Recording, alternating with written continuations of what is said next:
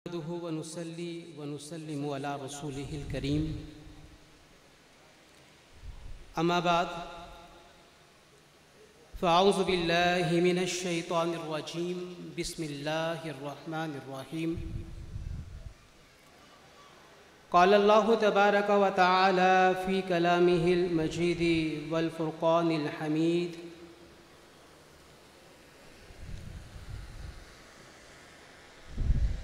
कु अनफुसकुम व अहलिकुमुन नारा वक़ूदुहन नासु वल हिजारा। सदक़ल्लाहुल अज़ीम व सदक़ रसूलुहुन नबियुल करीमुल अमीन व नहनु अला ज़ालिका लमिनश शाहिदीन व शाकिरीन वल्हम्दुलिल्लाहि रब्बिल आलमीन। कुरान करीम की पेश करता सूरह साद की आयत मुबारक का तर्जुमा अल्लाह तबारक व तआला का फरमान, अपने आप को बचाओ और अपने घर वालों को बचाओ जहन्नुम की आग से कि जिसका ईंधन इंसान और पत्थर हैं।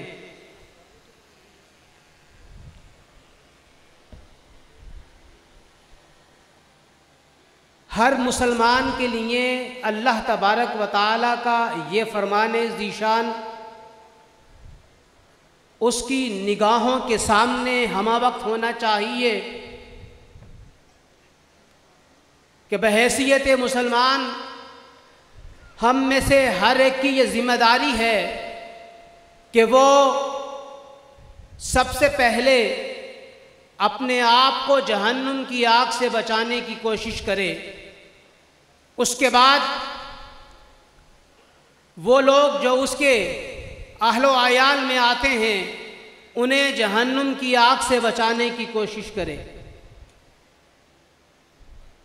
नबी करीम सल्लल्लाहु अलैहि वालिहि वसल्लम की हदीस मुबारका, आप सरवर कायनात सल्लल्लाहु अलैहि वालिहि वसल्लम ने फरमाया, हज़रत अब्दुल्ला बिन उमर इस हदीस के मरवी हैं, रावी हैं। आपने ये फरमाया कि नबी करीम सल्लल्लाहु अलैहि वालिहि वसल्लम का इरशाद ज़ीशान है, कुल्लुकुम राइन व कुल्लुकुम मसऊलुन अन रइयतिही। तुम में से हर एक निगरान और निगहबान है और तुम में से हर एक जवाबदेह है उन लोगों के बारे में जो उसकी रइयत में आता है। कुरान करीम की इस आया मुबारका और अहादीस मुबारका को आपस में आप मिलाकर जब गौर करेंगे तो बहैसियत मुसलमान ये हमारी जिम्मेदारी बनती हुई नजर आती है कि हम ऐसे इक़दामात करें कि जिससे ना हम अपने आप को जहन्नुम की आग से बचाने के काबिल हो जाएं बल्कि अपने अहलो अयाल को भी हो जाएं। और जब इस मरहले को पूरा कर लें तो उसके बाद जिम्मेदारी आयद होती है अपने गली मोहल्ले, अपने इलाके, अपने शहर, अपने मुल्क और दुनिया के दीगर मुसलमानों के अहवाल को बेहतर करने की। अजीज तलबा, आप फारिग व तहसील होकर जा रहे हैं। आप ने ज़ियाउल उलूम में रहते हुए कुरान करीम हिफ्ज़ किया, किरात का इल्म हासिल किया, कुरान और हदीस और फ़िक़ह को अपने दिलो दिमाग में समो लिया। अब आपकी ये जिम्मेदारी बनती है कि आप सबसे पहले इन हासिल करदा उलूम के मदद से अपने और अपने घर वालों को जहन्नुम की आग से बचाने का फरीज़ा सर अंजाम दें और उसके बाद फिर आपको आगे इक़दाम करना चाहिए। पहली बात। दूसरी बात, अभी यहाँ पर ख़त्म नबूवत के हवाले से बात हुई। हम सब जानते हैं 1974 से लेके 2024 तक 50 साल ख़त्म नबूवत के हवाले से एक संगे अमील को अबूर कर रहे हैं। सितंबर 1974 में जब कादियानियों को काफिर करार दिया गया, तो आज इस सितंबर में पूरे 50 साल हो गए। और देखिए कि किस तरह अल्लाह तबारक व तआला की तरफ से हालात और मामलात हुए कि खत्म नबूवत के 50 सालों के ऊपर फिर सुप्रीम कोर्ट की तरफ से मुल्क में बसने वाले तमाम मुसलमानों की तरफ से इस बात का इआदा हो गया कि वाक़यातन खत्म नबूवत के मामले पर जो अहले पाकिस्तान, अहले इस्लाम और मुसलमानों का मौक़िफ़ है वो बिल्कुल दुरुस्त है और वो सही है और वही राह रास्त के ऊपर है। अब आवाज़ी बकार कोई एक आदमी, एक फर्द वाहिद खत्म नबूवत के इतने बड़े काम को अकेला सर अंजाम नहीं दे सकता।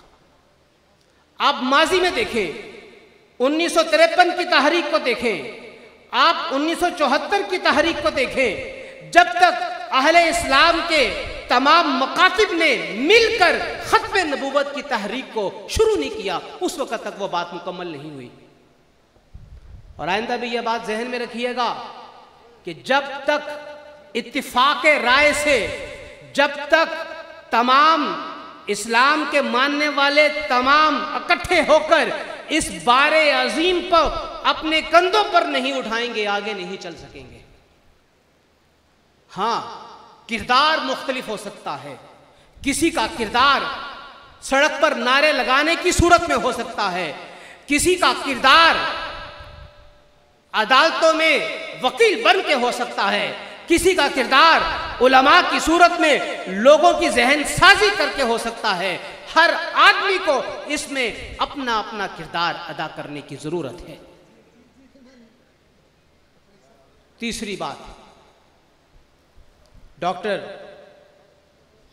किबला साजिदुर रहमान साहब ने आपकी तवज्जो मबजूल कराई इल्हाद की तरफ। इल्हाद है क्या चीज? एथाइज्म, कि जिसमें आप खुदा के वजूद का इनकार कर देते हैं।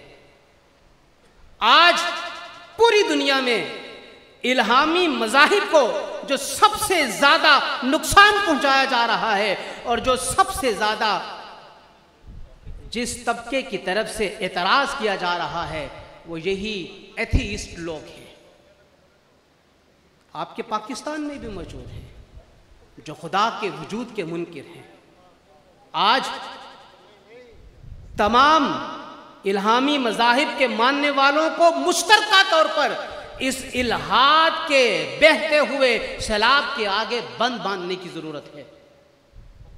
अगरचे इस्लाम को नुकसान पहुंच रहा है, कम पहुंचा है, उसके मद्दे मुकाबिल ईसाइयों को, यहूदियों को ज्यादा पहुंचा है। कमोबेश 1.5 साल कबल मुझे अमेरिका जाने का इत्तफाक हुआ। वहां पे जाके मैंने इन मामलात को देखा, समझने की कोशिश की और वहां पे ईसाइयों और यहूदियों के मजहबी रहनुमाओं से इस बात का इजहार किया कि इस इल्हाद के बढ़ते हुए सैलाब को रोकने के लिए आपकी क्या स्ट्रेटेजी है। तो मुझे अफसोस से कहना पड़ता है उनके पास किसी भी किस्म की कोई स्ट्रेटेजी नहीं है, लेकिन अहले इस्लाम के पास स्ट्रेटेजी है और अहले इस्लाम ही इस इल्हाद के बढ़ते हुए सैलाब को रोकने में काम कर सकते हैं, आ सकते हैं, और इसके लिए आपको अपने आप को तैयार करना पड़ेगा। और आखिरी बात जो मैं अर्ज करना चाहूँगा, इस्लाम की बका दीन के साथ है और दीन की बका दीनी अदारों के साथ है, और जब तक ये दीनी अदारे कायम रहेंगे दीन की बका भी होगी, इस्लाम की बका भी होगी। और जब ये दीनी अदारे इखलास के साथ, दुरुस्त सिमत और दुरुस्त फ़िक्र के साथ काम करना बंद हो जाएंगे और इनमें इखलास ख़त्म हो जाएगा, इनमें दीन के साथ हकीकी मोहब्बत ख़त्म हो जाएगी, तो फिर आप जहन में रखिएगा कि दीन का वो वजूद और बका जो इस्लाम के बका के लिए ज़रूरी है वो भी आपको कम होता हुआ नज़र आएगा। दीनी अदारों के साथ इखलास की बुनियाद पर अपने ताल्लुक़ को मजबूत कीजिए, तो इंशाअल्लाह ताला हम में से हर एक अपने प्यारे मज़हब इस्लाम को बचा लेने में कामयाब हो जाएगा।